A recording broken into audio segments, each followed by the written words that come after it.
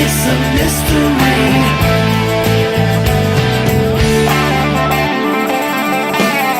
Some say there's a better way. People love to talk to ease the pain. No way it's ever gonna solve a thing. Speak out, love to hear your voice. War and hate that seem to be the drugs of choice. Tell me what tomorrow brings.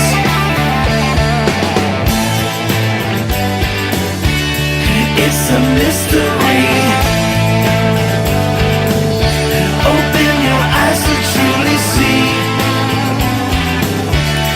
that there's no more time left for you and me.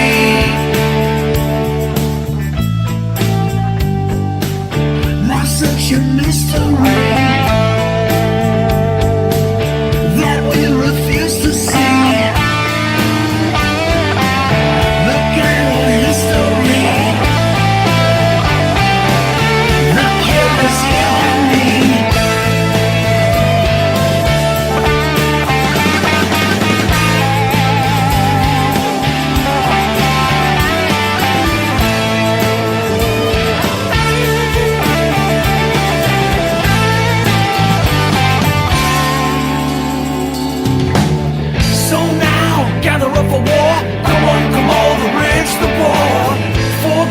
The love we never ever knew. Godspeed, here's a time late. Better grab what's yours, don't hesitate. I don't say you didn't really have a clue.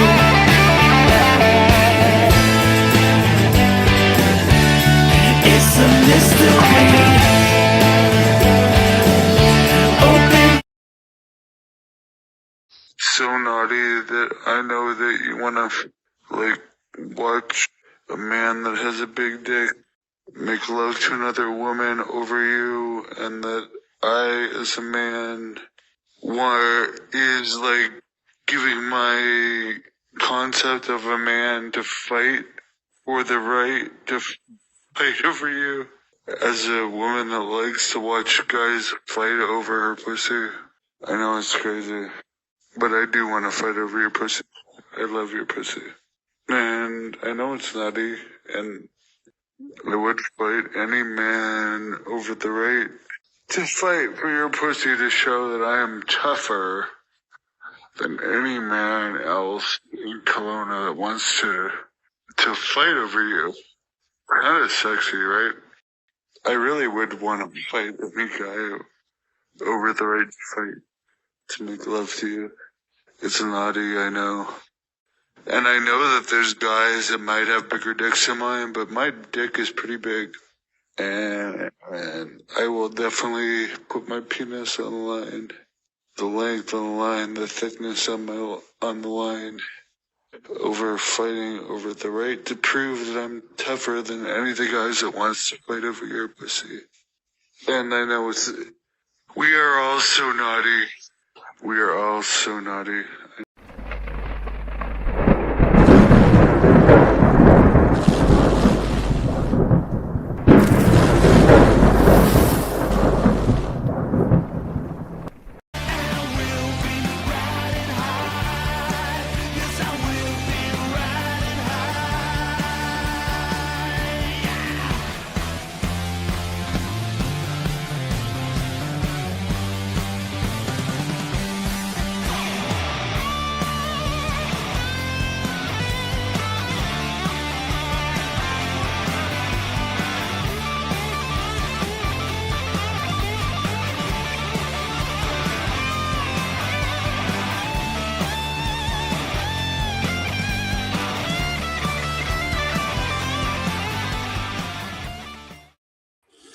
We are all so naughty. Jimmy, I think that's got to be our new line. We are all so naughty. We are all so naughty. I could go through a whole bar of soap taking a shower and I'd still feel dirty after hearing all of that. Can I ask you a question though?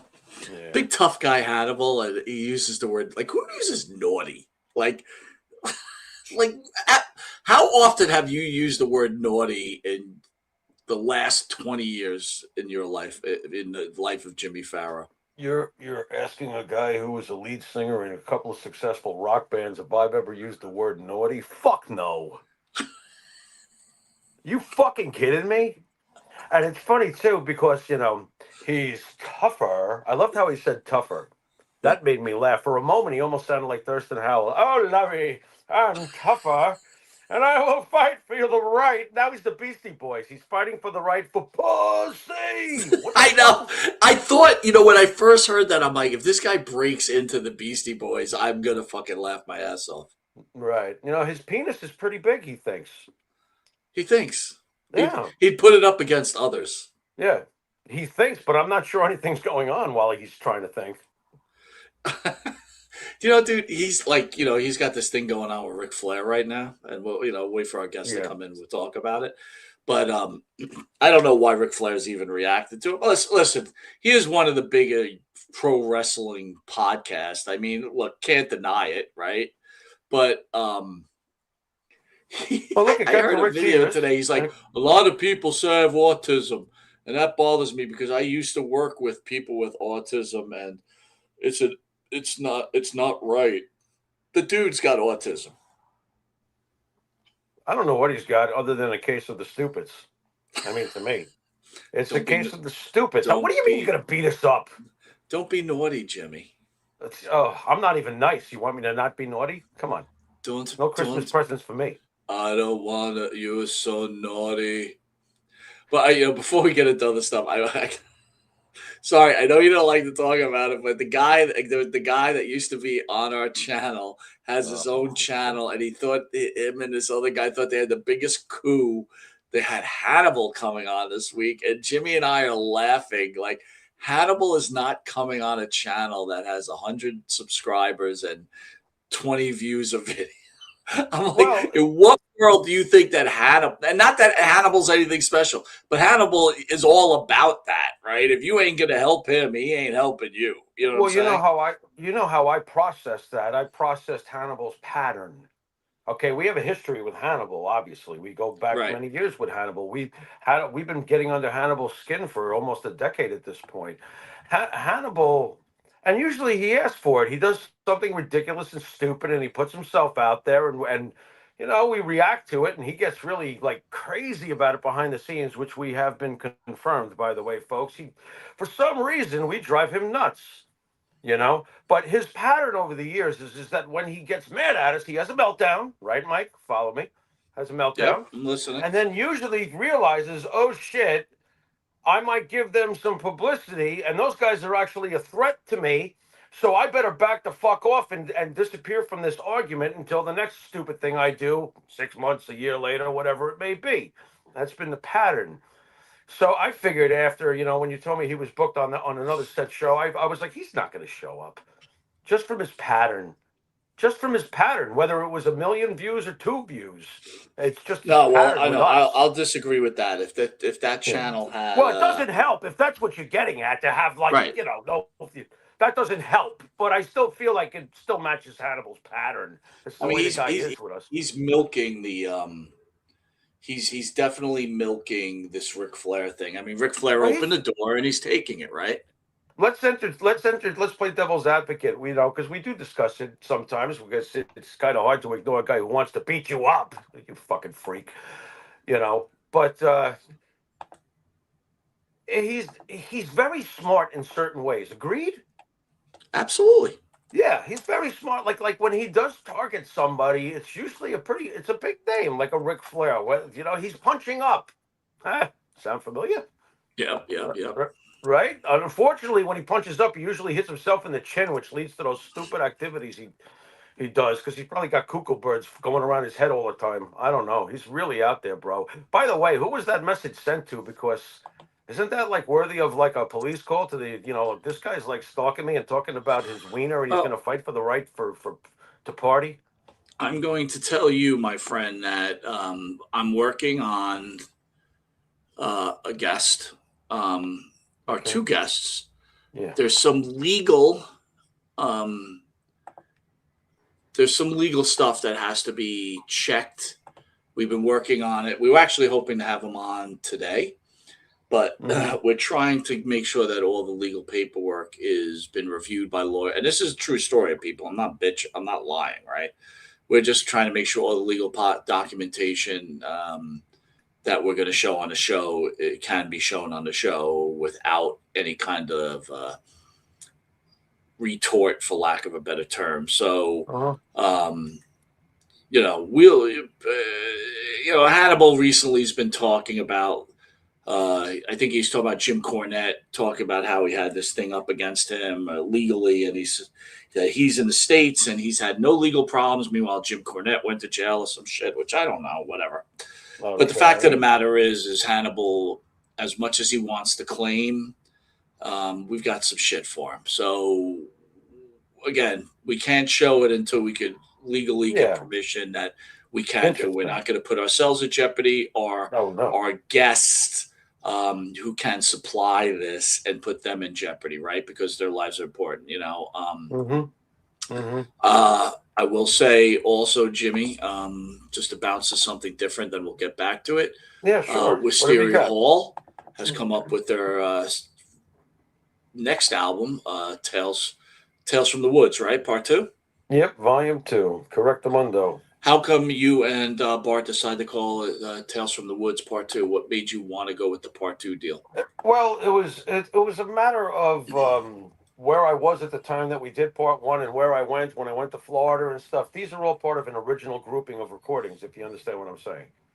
So Volume 2 was the logical choice because we managed to get 5 out during the time period where I was available to do it, and now we've gotten the 3 out. I came back to New York right before I wound up coming back to New York, Right. and that's when I cut the vocals for the 3 songs that we are finishing off the Tales from the Wood thing. And you could catch Tales from the Woods Part 2 on YouTube. 3 songs are up there. You guys could check it out. I listened to them this morning. Okay. One thing I do enjoy about Wisteria Hall music is it, to me, it's Beatle-esque. And what I mean by Beatle-esque is when you like a band like a Motley Crue or a Def Leppard, for example, I'm just throwing names out there. Their Okay. music generally has that same feel to it, album, song to song, right? Not too much changing off of what they've done, even like a Kiss, right? In my, at least Oh in my my God, Kiss has analysis. been all over the place, but I understand what you're trying to get at. Well, yeah, Kiss has adapted to the times, Right. yes, but overall, Kiss has a certain feel to it. The one thing I always find Classic very Kiss. cool about Wisteria Hall is the music. I think on your first album Mhm. was more of to me, and this is just only according to Monty, is a '60s feel. Yeah, Had a that's fair. '60s, early '70s feel, That's where fair. the Yeah. Tales from the Woods Volume 1 almost as a complete. I've told the story before. When Jimmy first showed me Riding High, it was before the album came out. I was actually disappointed, right? Because I really liked the first album, and I was like, why would you go away from that formula? Mhm. I don't know if I said that to you, but at least it was in my head. All right. No, you did. I remember. Yeah. And I got to tell you, Tales from the Woods Volume 1 is friggin' awesome. And now 2 kind of goes a little back to the '60s, '70s, but not quite. And is it fair to me, you kind of went almost country Southern rock on one of the songs? Track 2. Yes, yes. That's my personal favorite. I was just telling Bart that today. A song called Long Shadow. Same here. Long Shadow. Liked it a Yeah. lot. Yes. Yeah, a lot went into it too. The presentation was very important to me because it's not just the song telling the story. I also wanted the rain and the wind and a lot of things. Some Riders on the Storm influence came into it, by the way, as far as the recording process with the thunder and the rain and but the song at the core of it, you're right. It's our Clint Eastwood. You know what I'm saying? And I appreciate that because it's definitely a Western intent. Pretty excited. I'm glad we were finally able to get the songs out. I think they hold up. I am also. Next week we've got the Brooklyn Brawler coming Okay. up, so that should All be a right. fun interview. That's insane. We've That's got insane. I've had some personal issues going on in my life. So, but yesterday, Jamie Dundee reached out to me. I'm not going to reveal what episode, but he wasn't happy with one of our shows, and he Okay. wanted to come on to speak about it. And as we do in Monte The Pharaoh, we always widely open that and go ahead with it. Just give me a second. I'm just texting him because he's texting me. What are you trading him to the Dodgers? Everybody goes to the Dodgers now, Mike. Just saying. Dude, well, that's a whole nother thing, right? That's a whole nother thing. Yep. Hold on, sir. All right. Anyway, so before he comes on, I wanted to continue and ask you a few things. When is something out of line, Jimmy, in your opinion? Oh God. The reason I ask this is Hannibal went on his show to complain about Ric Flair, right? Oops, wrong guy. Sorry, dude. I gotta get my pictures together here because I can't really see him. He went to complain about Ric Flair talking about Hulk Hogan dying from street drugs. And again, that's Ric Flair's opinion, and then Ric Flair's family wasn't very happy about it, yada, yada, yada. And Hannibal went and spoke about it, which I thought was totally fair. I didn't disagree with it at all, right? Okay. Ric Flair went to X complaining about him, okay? Okay. There's a whole post out there for X. I think anybody that is involved in this shit and watches it, go to X, you can see it. So Hannibal retorts, and then Hannibal decides he's going to go a little low and start discussing Reed Flair and what a poor father Ric Flair is, and that Reed Flair was, drug addict, and which is factual, right? He was a drug addict, right? Whether you believe Ric Flair was a terrible father and could have did a better job, that's your choice. But that's not really the question I have for you. Is there some things in this podcasting world that are taboo? All right. How about fuck that? You don't fucking say that to Ric Flair because you talk about Because a line. it's Ric Flair? No, not because it's Ric Flair. Because it's the father of a child, and whatever went right or wrong in that relationship is none of your fucking business. Because there is a line, and because everything is sensationalized today. And I wonder just how much of it is the work too. It's just like, oh my God, what are we've seen Paige in the past work the subject of Reed's demise. It's just like why it's a very scummy thing. No matter what, no matter whether it's Ric Flair or you or me. That's Right. a line. Lines occur in so many different circumstances. You ask me, what is the line? I ask you, what is the circumstance? Okay? And in this case, come on, man, that's a line. I don't care if you're, I don't care. Look, you put it out there. Ric Flair responded to you. In my world, Mike, I would say, good for you. Ric Flair responded to you. Right. Now, You're getting some heat from an That's good. iconic wrestler. That's the part where Hannibal is smart, and here's the part where a classic Hannibal is a dumb fuck by saying what he said. You stupid fuck. That's the line. What are you a fucking idiot? That's very offensive, and it doesn't have to be Ric Flair. My name's not Mark. Is yours? So let me ask you this then. Pissed off, man. What the fuck? I mean, I've said numerous times how Hannibal has tried to commit suicide, and some fans have come at me and said, it's out of line. You shouldn't speak about that. It's not when he publicly talked about it. Thank you. It's not out of line. Now, Thank you. Now, if you disparage him or make fun of that condition, well, I politely say this to anybody who would do that: piss off. No, that's fucking awful. Even if someone makes a video about it. He put it out there. It's not something that I would want to shout from the mountaintops. I thought it was. I remember when hearing about it, I thought it was terrible. I think before in the past on our show, I have actually asked him to fucking reconsider how he's looking at stuff because I don't want to see anything bad happen to him. Right. I've said that. So it's like, what are you doing, dude? How can you be so selectively brilliant? And he was in the right place at the right time, sure, in the beginning with the whole YouTube stuff, and then do such fucking dumb things. And you wonder why you never ever made it with the big company. What the hell? That's the referee that he hacked up with his golden spike. Holy mother of God. Yeah. Go Oh. ahead, Jimmy. I didn't mean to knock you off Well, your no, thing. but that's why, though. That's why. At the end of the day, he had a lot of gifts. He's a tremendous sized man. Found a gimmick that, later on, obviously, that was starting to really work and still screwed it up. It's just like, what do you. It's the line that obviously he crosses over constantly, Michael. He does not know how to Well, decipher the again, line. my big point is I don't know how. Look, you got to give credit where credit was due, right? I mean, the guy got Of on course. YouTube, right? Sure. Got on YouTube, first one in, gained a Yeah. substantial size audience, decided to do shoot interviews, Mhm. tried to be a wrestler. But this is factual. He failed Yeah. at it. Whatever reason he wants to give, Yeah. Now the hepatitis marks out C, there, whatever. the marks out there will be screaming right now. What do you mean failed as a wrestler? Look, we judge things on major leagues. I'm sorry.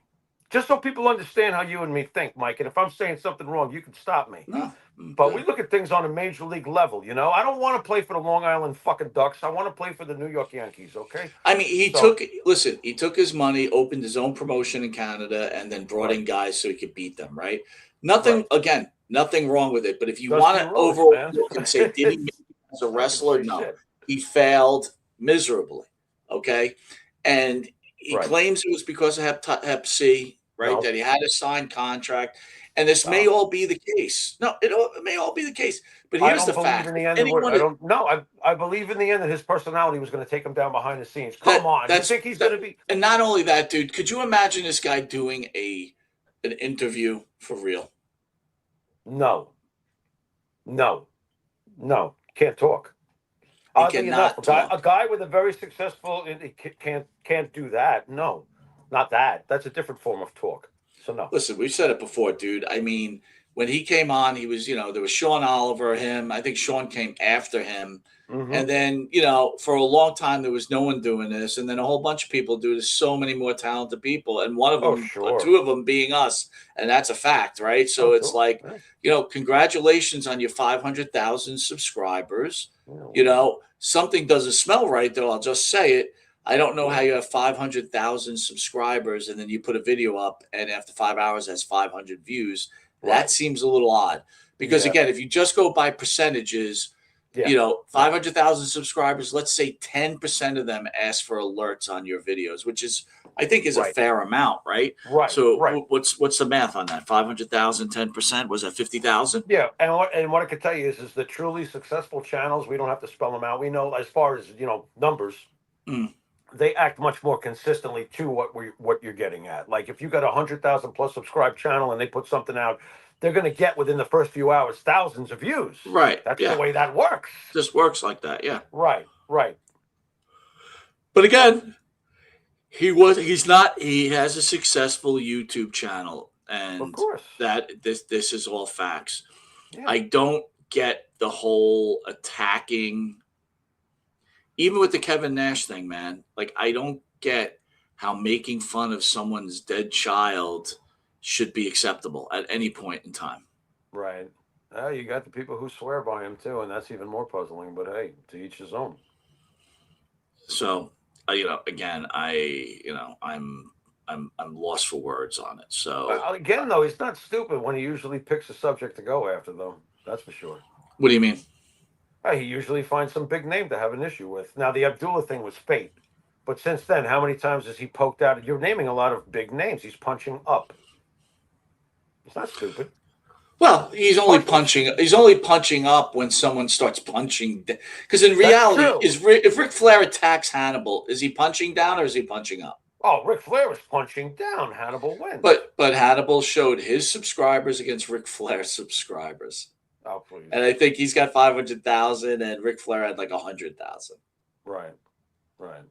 But again, it's almost like But he's today's still wrestling. but he's It's a still different Ric world. Flair. How many people are going to read what Ric Flair said? Come on. Ric Flair has more. Fuck the YouTube numbers in general on the internet. Ric Flair has way more exposure than Hannibal. That's not even. Stop it. Of That's not even course, close.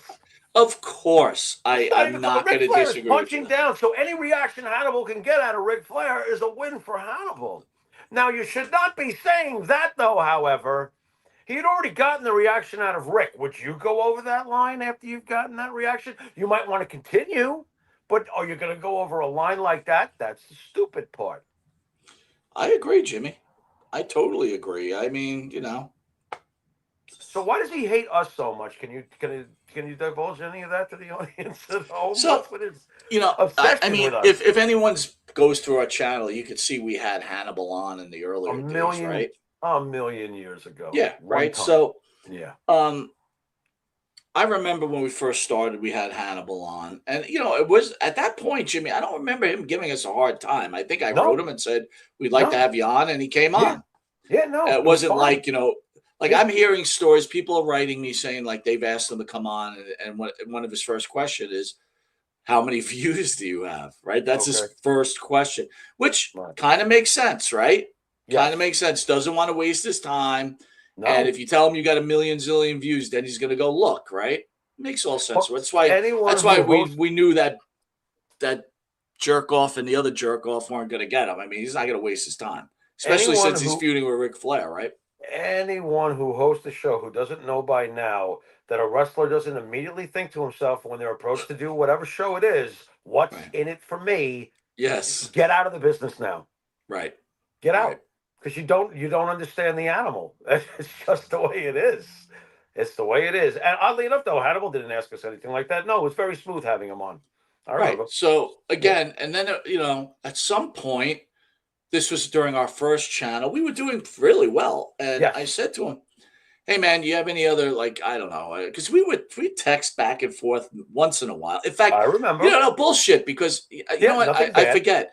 We had an agreement that he could use our videos, we Correct. could use his videos. Because I That was is taking correct. some of his stuff, mixing with us. He was He using was ours, doing that also. right? Yeah. Right. Yes.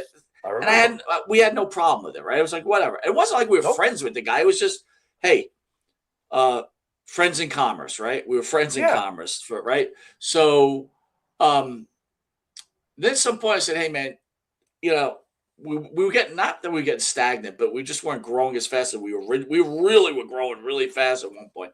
I said, "You have Mhm. any advice?" And he's like, "You're doing perfectly fine, better than I was doing at that time." And that was Okay. it. The last time I ever heard from the guy. So Right. I think at some point, and then you and me started attacking him. I don't know. I don't know what made us start attacking him, but we just did. I don't Well, know he what might have happened. done something. He might have done something that we felt we needed to cover. He might have done Yeah, something in I the news. probably he might have did something And fucked as up to us. usual, if we gave Oh, our honest opinion I'm so about something and he stupid. didn't You know like it, what? We had this agreement, and he hit us with a strike. Yeah, right, yeah, that's what it was. It was some bullshit right, like that. He fucked us over on something like right, that. right. So, He went back on something that we thought was cool already, and it had been established as being it was, okay. you know what, dude? It was during Right. the his Texas thing when he fucking clipped the Fuck. dude with the Yes. spike. Right. Yep. And we had you had Sullivan on there trashing him, and the other dude, and Well, I remember. I think Andrew avoided us like the plague because he didn't want to get involved in anything controversial. Right. yeah. When you say Andrew, you mean Andrew Anderson, right? That's his name, isn't it? Yeah. Just I just want I to make it clear for anyone that doesn't know out there. Yeah. But again, so and then from what I've been told by the possible guests that we will have on, that we are in Hannibal's mind nonstop, and Interesting. I understand why, because guess what, we're dangerous. That's We all. put the lotion in his basket. I don't know, man. I don't know what's up with Jamie right now. Is he drinking? I don't know. This He was might be hitting. He might be hitting. Not that I blame him. I'm going over to Gary Variant, the Boogie Woogie Boys house. I'm going to do it from there, so you can have whatever, you could jump in or whatever. What does he think? We got till 2 a.m. Where's he going?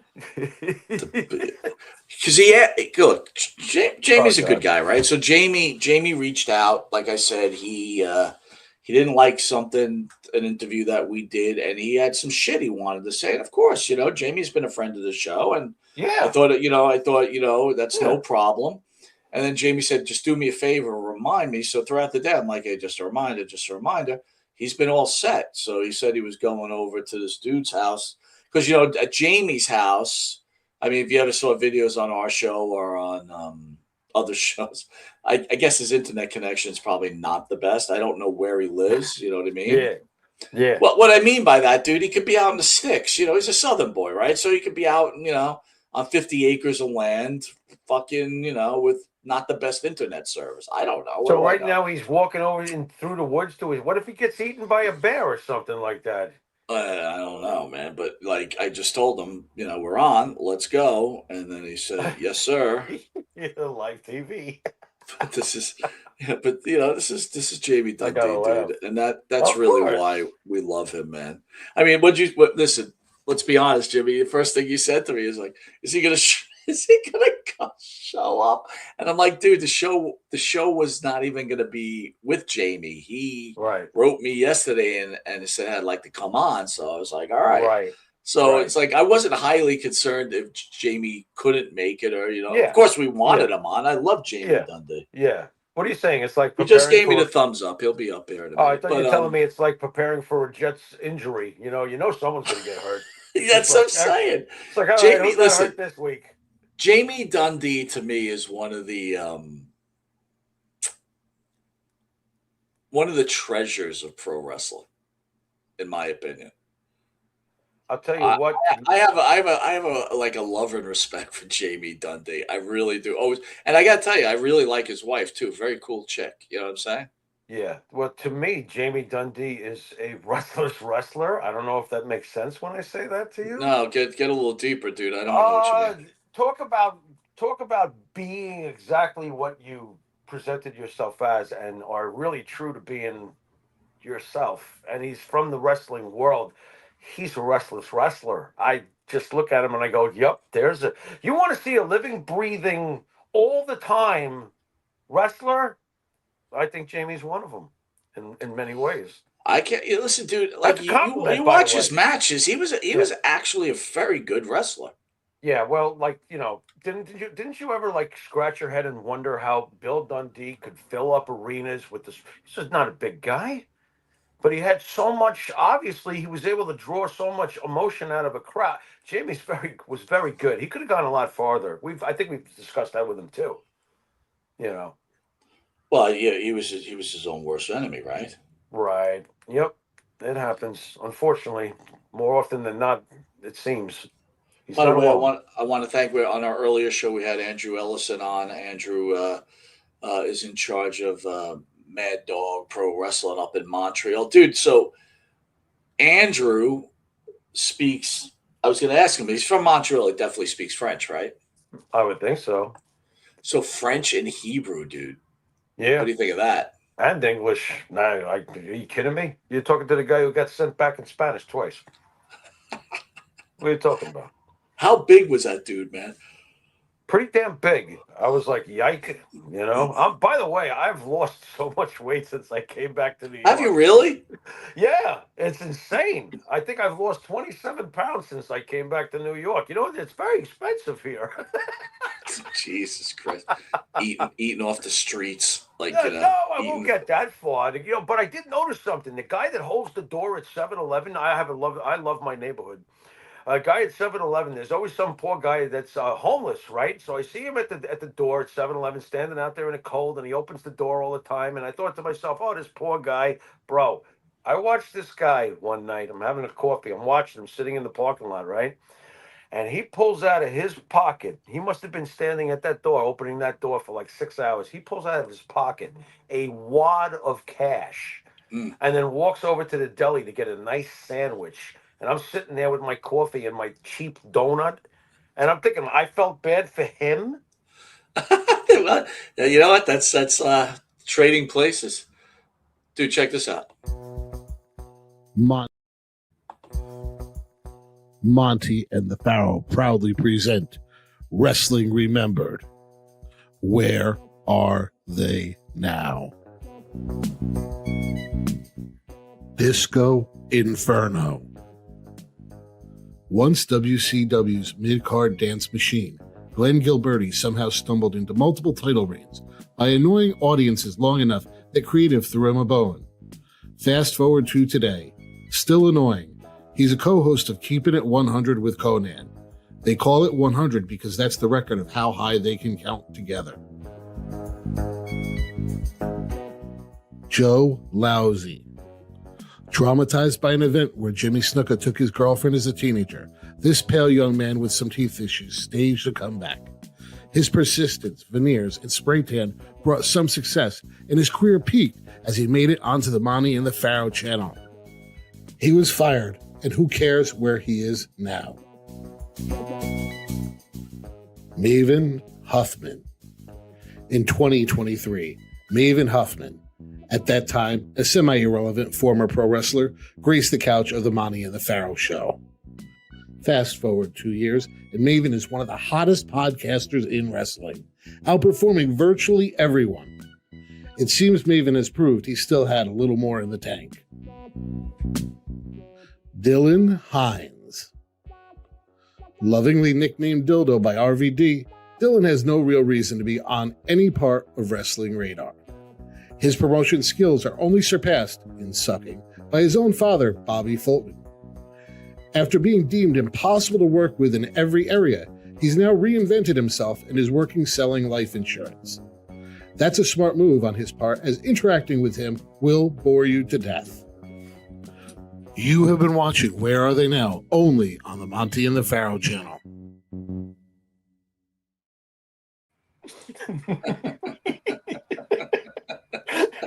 Joe Lousy.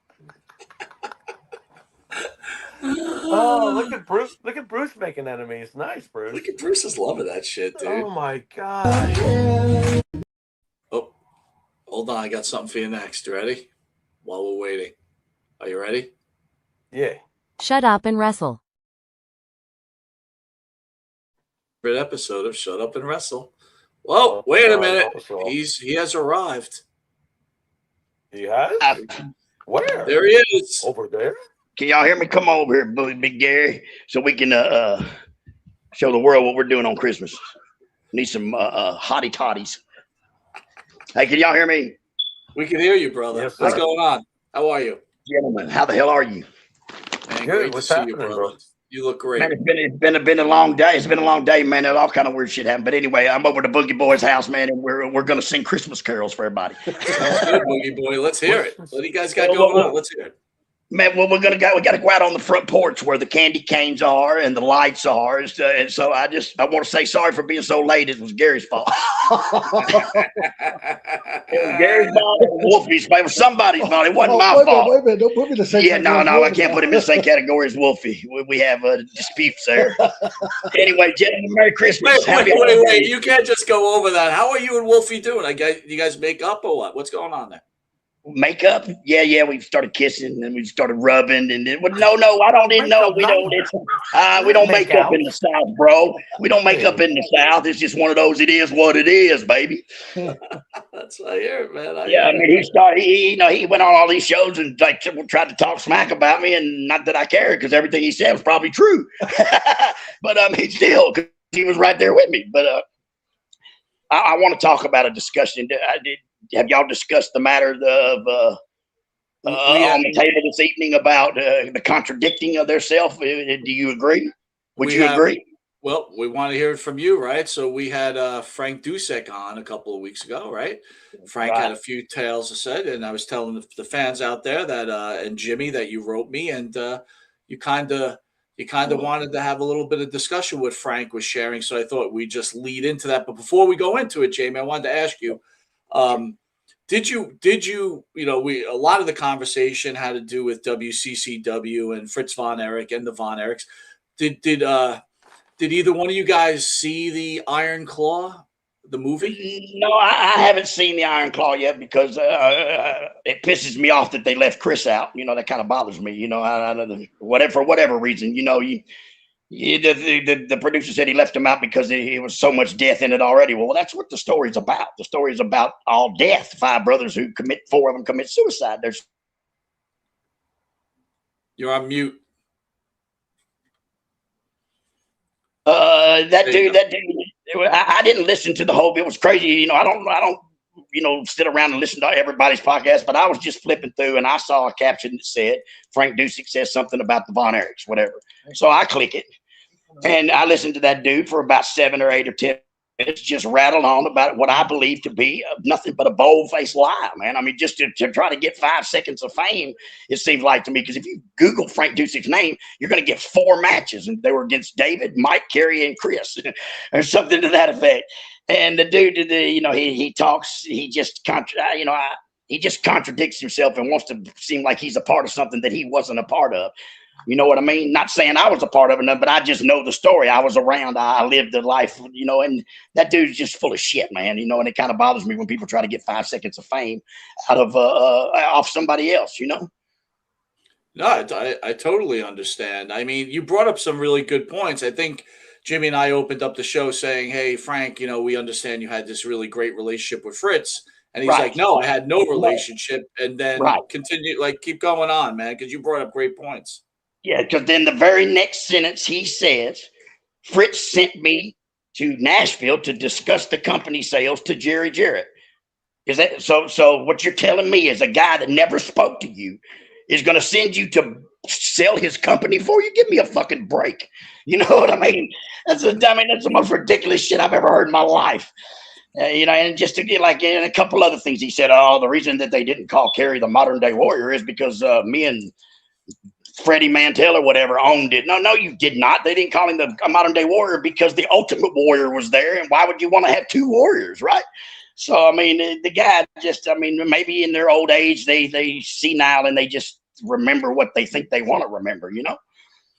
No, it makes sense. And then you were pretty pissed off about the whole Kevin thing. Now, let me ask you, did you interact with the Von Erichs at all early on in your life? Yeah, of course. When Kerry came through Memphis in 87, 88, and 89, you know, right after the wreck and trying to get back working, and he was doing heavy drugs, and we stayed at this same nurse's house. This nurse was like a good nurse. She would bring home the nurse stuff. So, I mean, I saw Kerry a lot. Kevin, only met him 2 times in my life. He wouldn't remember it because he was Kevin Von Erich, and I was just little old Bill's boy, you know, some little cross-eyed kid with glasses. So, but I mean, you know, it's just one of those things that just kind of bothers me, man, you know. All of a sudden, everybody's cousins to Elvis's dog walker. He used to go to his house and play in the piano room. You know what I mean? Give me a break, man. Jamie, what's the line between honoring or profiting from somebody's trauma? Like, why are the Von Erichs such an easy target? Besides the obvious. Well, I mean, listen, you know, them boys were so fucking hot, bro. They were so hot that when they had parades in Texas, they put them in front of the Dallas Cowboys. You know what I mean? That's huge, man. That's unfucking believably huge, man. But it's like anything. When the Von Erichs, I mean, I guess because I would say this, that's not the first family in the world that's had but 4 or 5 brothers and sisters commit suicide. I guarantee it ain't. But it's the one that people knew by name. So therefore, it makes it feel like it's everyone's family that did it. You see what I'm saying? It's like and Kevin, you know, shit, brother, that's a lot of trauma to deal with in your life, man. You know what I mean? Being the oldest brother and you know, it's just I don't know, man. It's just I don't know. That's a fine line. Jamie, that is such a fantastic point, because when you think about, like, because again, we're fans. We're not in the business like you guys, right? So right. So we only hear the stories, and we always thought, like, hey, these guys. Again, I'm a huge Von Erich mark to begin with, right? Me too. I definitely am myself, very much so. But you always hear about Kevin being the nice guy, and then you start to hear he had a lot of drug problems, awful, maybe even worse than the others. But you just bring such a valued point. He watched all his brothers die. All of his younger brothers. You're the big brother. You're supposed to take care of your little brothers. You know, like I saw the trailer to the Iron Claw, of course. And then when he says, "What do you want to do with your life, Kevin Von Erich?" And he says, "I just want to hang out with my brothers." And they show them all playing football. And brother, I mean, that's Yeah, that's got to be a hell of a thing, man. For every one of your brothers, I guess. I don't have a brother, so first of all, I don't have the bond. But to have all of them commit suicide is just, I don't know, man. Does it make you feel like it's your fault? I mean, just Kevin, maybe now, he's got his boys, but I don't understand why he would have let his boys become wrestlers. You know what I mean? I just don't understand why they would do that. But I mean, that's on them. That's their business. But I mean, because you can't blame the wrestling business, but then again, you can blame the wrestling business. But he couldn't. He probably felt like he couldn't protect him either. Yeah, it's true. You can't, especially five big jock brothers that are all juiced up, and then they're getting laid, and they're bigger than the Dallas Cowboys in Texas, bro. That is huge, man. Right. Kerry versus Flair, and they sold the stadium out, man. That's unbelievable, man. Them kids were 25 years old, 24 years old. I remember Kerry came in the dressing room one time, and my dad was booking, and he said, "Oh, Fritz is mad." He said, "I got a new 9mm, and I just wanted to see if it worked. So I shot 2 of his cows." But he forgot to say that they were $180,000 Brahma bulls that he shot. So that's $360,000 worth of cow dead, and he can't understand why Fritz is mad. It's like, I mean, they were Fritz's boys, because he was like, "Man, I don't know, I've got a new piece, put it in the cow." He's all pissed off. Like, yeah, bro, they're $300,000 cows, man. He's like, "Shit, man." But I mean, they brother didn't.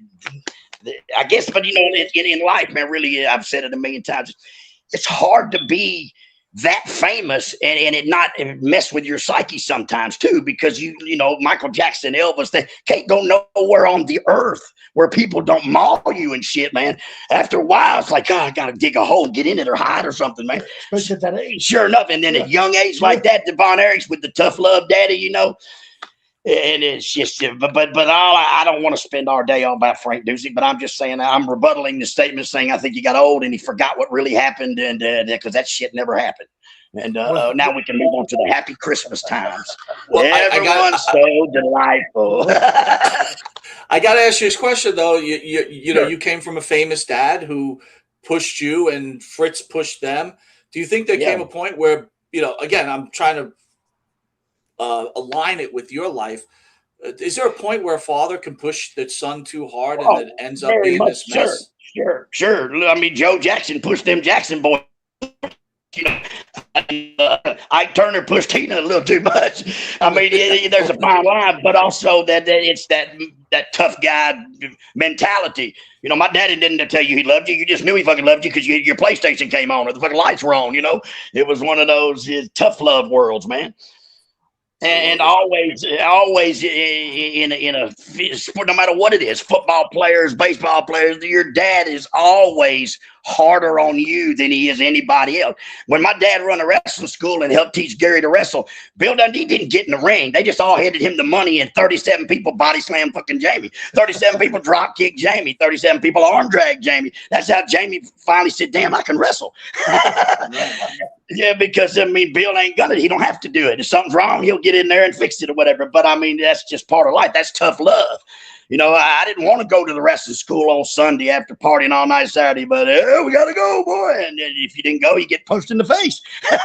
And you still got to go. So who wants to go punched in the face? Just get up, go get in the car. Because they weren't asking, they were telling. So, but I mean, in the movie, they say they make him out to be a hard ass. And you got to realize, man, my dad and him, they're all born in 1942 and shit. Hitler was like the dude. Everybody was down with Hitler and shit, man. It was a tough world. So they don't know nothing but tough love. But they expect more out of you. Very much they do. But also you can push people too much and make it where they just turn. They just say, "Man, I ain't fucking, hell, look at me." That's like somebody growing up as a preacher's kid, right? And then once they get out, they go, right. You're raised Amish, riding horse and buggy up down the road, and you get in a car, and dude's got a joint in his own like a pot of neck bone. But I mean, it's definitely, but you.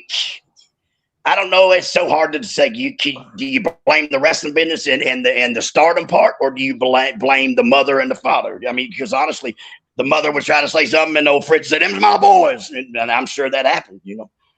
I got to ask you, going back, you were talking about the boys being like gods in Texas, right? Oh And my look, God. Jamie, you were like a god too. And you know, Well, we just had yeah, but I was a little bitty old God. I was just like a little, I was just like a little piece of God cloud or something. my point is this, right? Them dudes were unbelievable.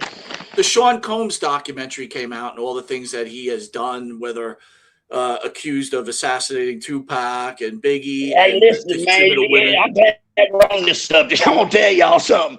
He got the exact same amount of time as I got for not paying some bitch $50 a week child support. He got 50 months. I got 50 months. I said, so really I could have drugged her across state lines, raped her, killed her, smacked her, beat her all up, stuck things in her, and then took her home, and I would have got the same amount of time. I don't think that seems to be correct, sir. I believe there's a judge somewhere counting about 7 million, 71,000, 7 million, 200. I said, you have got to be ripping me, man. This brother gets 50 months. They said it like that too, so it sounded big. Puff Daddy Sean Combs gets 50 months. That's 4 years, bro. 4 years. Bro. That ain't nothing. He should have got 4 years for every charge at least. This brother talking, man. And listen, it ain't what you know, it's who you know. So, hey, whatever, man. But I know if he shows up in your neighborhood, you better go to the party because you better go. I've been saying to people, listen, in 4 years, people better run hide. All these people that are blabbing their mouths in this documentary, 2 years and 3 months. He ain't even got like 2 years left because he's already got credited time, like 1 year and 14 months that he stayed in there or some shit. I said, so brother gets to rape everybody, drug them up, baby oil their butthole, and all he gets is like a 7 months vacation, all kicked back in there. About shit, I'm gonna write me another song, y'all. Yo, you gonna eat that biscuit gravy? Let me get that biscuit gravy. Oh, Jesus Christ. I'm like, Jesus, yeah. That's our justice system, brother. And y'all are mad at Trump. Huh? Y'all need to be mad at that damn judge who y'all need to be mad at. Wow. Unbelievable. But listen, that was a whole nother subject. But I'm glad we got to have a little humor about that there, P. Diddy. I swear that it was Gary that said all that. That's a powerful dude. We down here in Louisiana. We're down here in Louisiana at Monty's house. We're over at Monty's house. Yeah, brother's powerful. Make that phone call. All of a sudden, my dog's dead and shit. I'm like, oh no, man. Oh no, P. Diddy's all mad at little bitty baby oils on the porch. I'm like, oh no. You know, Mike, after further review, Charlie Manson's looking like a nice guy compared to P. Diddy. That's my Uncle Charlie. I love that dude, man. That dude is the greatest in the world. That dude didn't do nothing. But like right now, if I say, Gary, get up and go down there and kill your neighbor, and you do, that ain't my fault. You can't get mad at me because Gary got up and went just as I told Gary to go. That's Gary's ass. He put me on my. He killed nobody. That ain't no shit, though, man. Brother wasn't even there. I wasn't even in the neighborhood. Yeah, Tex Watson and them two crazy bitches, they went in there and did that. They said, Charlie said, that ain't right, man. Yeah. Yes, because he was going to kill the BG, though. Brother was going to kill the BG. It wouldn't have been no more Andy and Barry. It was just one of them. My God. Yeah, when he got there, the BG done sold that shit to Sharon Tate and her little man. Hey, listen, everything you say, I agree with, man. There's not one thing you haven't said. Me and Donald Trump are the best people to run this fucking place because we just say it like it is, bro. Donald said, I ain't moving in the nasty ass White House all up here in Crack City, put my kid in school. It ain't happening. I'm staying right here in Florida. And y'all donate my money and everything. I just want to fuck with Oprah and I won. Jamie, we got to ask you, passing of Hulk Hogan, what were your thoughts on that whole situation? Brother, my thoughts were brother. Kick out, bro. Kick out. No kick out for Hogan. I met Hogan one time in my life. My daddy was real good to Hogan, I guess, when Hogan first started, because he came to me in WCW and he said, you Bill Dundee's boy? I said, yes, sir. He said, you tell your daddy the Hulk said hello. I said, I will, sir. And, so he said he treated me very well when I first started. Your daddy was a star. I'm like, oh, thank you, sir. That's the only time because I think he asked Lex Luger, he said, who's the little loudmouth motherfucker over there? They said, that Bill Dundee's boy. He's like, oh, I got this in. That's cool. What did you think about the mistreatment of him by wrestling fans and pretty much the world about his political views, and then what they thought about people hating on him even after his death? I mean, y'all know me. I say fuck your feelings. I don't give a fuck what you think about. I don't care that fucking Missy Hyatt looks like a platypus. I don't care about none of that shit.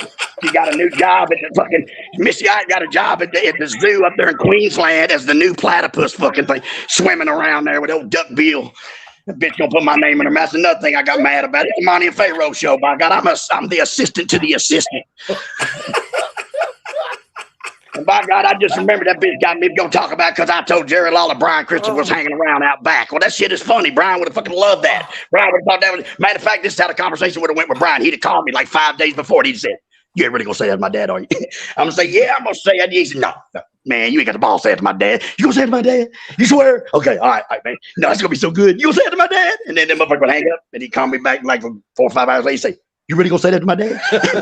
And this is going for the whole week. And then when I say it to his dad, he'd be like, "Oh, I can't believe he said that to my dad." So, this bitch gonna come try to defend him. Jamie Dundee has a bunch of illegitimate children. Yeah, so does she. They're all in eggs. Little platypuses in the beach.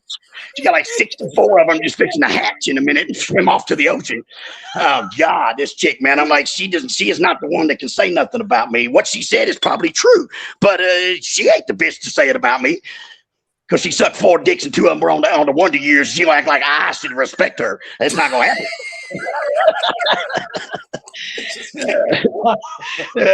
And I ain't taking it back. Hope the bitch is listening. Keep your nose out of my business, hope. Me and Brian didn't like you. We know what you did to the Gilbert. You no count, but bitch, you out of here, girl. Big platypus head looking up. Who's next? Who else we getting? Wait a minute, I gotta ask you, what did she do to the Gilberts? Like, what did she do? Married Eddie, and she married Eddie and ruined his fucking life. She ruined everybody she came in contact with's life. Even Sonny's. Not saying Sonny got drunk and ran somebody over because of Missy, but I'm sure there was a little kissing and loving going on at one time. And people just like I say, 5 seconds of fame. Bitch just want to act like because she was at the award show for my dad and Lawler. She want to act let everybody know she was there. I can't believe Jamie Dundee said that. Bitch, shut up. She wasn't even really invited. She just rode in with somebody. Wow. But I mean, for real, man. That bitch ain't in the wrestling business. She blew Eddie for 7 months, and then she went on to the Wonder Years, dude. And nobody ever saw her again. Except when she heard Sonny got naked on the beach somewhere, laying them little eggs in the sand. Oh, Jesus Christ.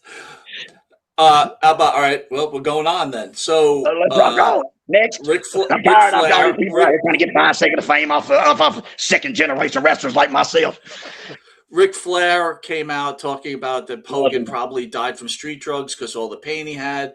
And you've been on his show before, Hannibal, podcaster. Hannibal called Ric Flair a liar, which is fine. But then he decides Ric Flair got pissed off and hit him on X. Just trying to give you the story. Hannibal decides he's going to play dirty, and then he starts talking about Reed Flair and how Reed Flair was a drug addict, and that Ric Flair was a bad father. I wanted to get your thoughts on that situation, sir. Depends on who you ask. I mean, is Fritz a bad father because all the 4 boys are dead, but one's alive? I mean, that can go any way. That can go a million ways. You know what I'm saying? It depends on if you like them or you don't like them. If you like him, then yes, he was a fine father. Oh, my dog's pissing. That dog's pissing on the floor. Well, I'm in a $300,000 home now. I got to pay $80 for my boy's piss to get it cleaned. Oh, my dog's pissing. But it's like anything, man. It's your life, man. Live it the way you want to live it. I've always said, whatever makes me happy is what I'm going to do. Missy Hyatt's fucking comment about me doesn't affect my life whatsoever. I just like to have fun and fucking rebuttal because I have the right to because we live in America. That's right. You know what I mean? That's right. And Joey Styles ran his little dick sucker one time on the 24/7 while he was standing there with a mop cleaning up where he should be, just mopping up the fucking our sweat and our work. But he did a little smart ass thing right there, and then I rebutted it to all the magazines and everything. I'm like, shit, come on, we can fight. We'll fight it. Book us, get a job. But their opinions are like assholes. We all got one. So, I mean, it depends on who you ask that question to. You know what I mean? I mean, you ask 3 of my kids, they'll say I was a shitty father, and 4 of them will tell you I was great. So it just depends on what side of the fence you're on. You see what I'm saying? Do you think at some point, though, some things are like taboo that you shouldn't speak about? Maybe the deaths of someone's son? No, because I've had a son that's died. And listen here, what it seems like the world has forgotten is we all going to die. That's one thing every single one of us got to do, guarantee. Just because some come before others, or some are self-inflicted, or some are done because they try to made a bad choice, whatever it may be, the outcome is the same. Every single person out here has got to die. That's what we got coming. Some quicker than others, and so be it. I mean, I don't know. It's one of those. I live mine for the day, bro. Like really today, I got up this morning, I drove to Springfield, did a meet and greet. Now I'm on the radio with y'all sitting at my boy Gary's house waiting on pizza. Go eat pizza, drink a beer, and if fucking tomorrow they ain't here, oh well, so be it. And this day was great. Fucking Jamie Dundee, baby. All right, how about Vince McMahon and his allegations of shitting on girls' heads and all that good shit? Hey, listen, man. I know a lot of wrestlers into way freakier shit than that. They're lucky that's all they got. But here's the thing. If you let him shit on your head, it's your fault too. I mean, if you come up to one of us and they go, hey man, hey, listen, can I shit on your head? Depends on how much money they're offering first and who's shitting before they get a direct answer. You know, if they're after Jeff Bezos' money, shit all you want, bro. So $1 million is fair then, hell right? Yeah, $100 million, just shit right on me, bro. I don't care, right on TV. I don't care at all. Okay. Matter of fact, bring the whole family. I don't mind, you know. So, yeah, for 100 Bezos money, bro, I'm all about it. Shit on, brother. Shit, hell. Jamie, what do you think about the internet availability today? Because all the stories seem to come out now on the internet. You must really get a fucking chuckle out of this shit because most of these guys never said dick back in the day. No, that's what I said. I mean, not to go back to this dude, but Frank Dusek said something about everybody dead in the Von Erich family. But nothing about, he said, I can't tell you about Kevin. No, because Kevin's alive and he can rebuttal the statement whatsoever or whatever, you know. It's just funny to me. It's kind of like, you know, when Elvis died, my cousin's uncle's friend used to go over there and walk the dog and shit. And he saw him. He's not really dead. He's over there. He's riding around in the jet. Him and Lisa Marie are getting fucking popsicles. Like, no, bro, it is what it is, man. But it's one of those. Fuck your feelings. Fuck you. This is the way I looked at it. This is our world. This is my world. If you want to come into it and ask me questions, if they're not the right answers, I don't give a fuck. That's what it is. You know what I'm saying? I mean, it's really, it's my life, man. And if people want to come in it, you're going to take what I got. Listen, the first day this guy right here ever met me at my dad's wrestling school, him and his brother drove me to the KFC. And the chick give us our shit. And something I don't know what happened, but something wasn't right. And all that shit flew back through the window on that fucking chick and covered her. And then these two boys said, boy, he's a fucking wild one, ain't he? But they stayed in the wrestling school and they became wrestlers. And here we are today. But I'm just saying that is a lot of times in life, that is a breaking point for some people. If you're going for a job interview and someone acts like this, I just don't want to work here. I don't think, you know, that they were like, fuck. I got out of the car and they said, Bill Dundee's voice was wild. But we became a good friend. Yeah, but here we came family. But here's the thing, to me, shit, I wasn't wild. The fucking Von Erichs was wild. You know what I mean? If everybody's doing it, it can't be wrong. You know, if you're at a birthday party and fucking all the wrestlers are here and their wives and some of them's girlfriends and girlfriends' wives, and then the kids is all playing and you find a cocaine tray and you snort a line, it ain't wrong because everybody's doing it. You see what I'm saying? I mean, my wife is from a normal world, which you gentlemen know my wife. Bless her heart. Beautiful lady. Tracy's mothers would say, Sister Saint over there said, how do you do it? but she, like sometimes when I talk, she'll say, she'll just be, and I'll look, I go, what's wrong with you? She'll say, are you fucking serious? I mean, that's not normal behavior, Jamie. And I'm like, why not? I said, if we're all doing it, it can't be fucking wrong. You go to a place and everybody pulls their kids out. Yeah, it's a wave. Everybody's kids come out. It's not wrong. Nobody says nothing. If you're the only person there, do it by yourself. It gets a lot of heat and shit. Unbelievable. But I mean, for real, I don't know. Fuck it, bro. It's, I love life. Life is great for me. I laugh and smile, and I cry a lot too. I cry to two little kids. It's gonna be whappers. They was on one of them singing shows and said they were gonna grow up, win $1 million. They gonna be whappers, and they made me cry. My wife said, "Big bastard." So they gonna be whappers and buy all the little kids McDonald's. What they said if they want $1 million. Unbelievable. I mean, Unbelievable. How do you think President Trump's doing, Jamie? Fuck, I think he's great. He's fucking married to Ilana. He's got $700 billion. He owns 14 hotels, 9 casinos. He's doing great. As far as for the American, I really, honestly, here's another thing. I don't care. It doesn't affect me. I'm a convicted felon. I know y'all find that hard to believe, but I'm a felon. I'm an Australian. I have a green card and a passport. I'm just a permanent resident. And whatever y'all do, don't make fuck to me. I don't get, nothing changes in my world, ever. I swear it don't. I can't, I get the same Medicaid because I'm Australian Medicaid. I swear though, bro, it's no shit. Nothing. It never in my whole life. It never affected my money. I still work for $450 or $200 for whatever my booking is. It was still paid the same. So no president has ever affected me at all. Does it amuse you watching people melt down over Donald Trump? He gets compared to Adolf Hitler, which is to me fucking insane. Hey, listen, bro, you're right. But because listen, Hitler was a very fucking smart man. We can't take that away from what he did and what he was doing. May not be what nobody agrees with, but the dude was very, very smart, intelligent man, and he would have took this whole fucking planet if he wouldn't have went to Russia in the winter, bro. If he'd have kept on going around, we would all be sitting here doing the hell hockeys, asking if we can order pizza. Can we order pizza, Conrad? Oh, Jesus Christ. Real genius is sometimes they're too smart for the, they were too smart. They ended up fucking themselves in the hole. That sucks to be Hitler dying in a hole. That's your Hitler. You know Hans Schroeder? Do y'all know who Hans Schroeder is? Yes. A big German wrestler. He married Leilani Kay. Yep. Every year from the age of 6 years old till I was 20, on Hitler's birthday, he would get fucking drunk and drive around our house in the yard singing fucking Nazi songs. Because he grew up in Hitler's youth army. For real deal. So every year on fucking Hitler's birthday, my mom would say, Hans is in the bloody yard. And he'd be driving around the fucking house singing PBC, she's kitty fleet. And I would go outside, he'd say, Jamie, it's Hitler's birthday. And then he'd take off around the fucking house again. Oh my God. What are you gonna do? What are you gonna do to big dumb Hans? He's a big German bat. Some bitch in Hitler's youth army at 9. Shit, he kill people and stuff. He don't care. I was like, so I mean, that to me, that was normal. That's a normal life. Every year I knew Hans was coming. I didn't know the date. Still don't know the date. But I know once a year I see Hans driving around our fucking house because it was Hitler's birthday. Did you know Terry Runnels at all? Well, I know who that is. I didn't physically know her. No, I never got a room with her, if that's what you're asking. But a lot of people knew Terry Reynolds, bro. She had like 5 names before she got that one. So,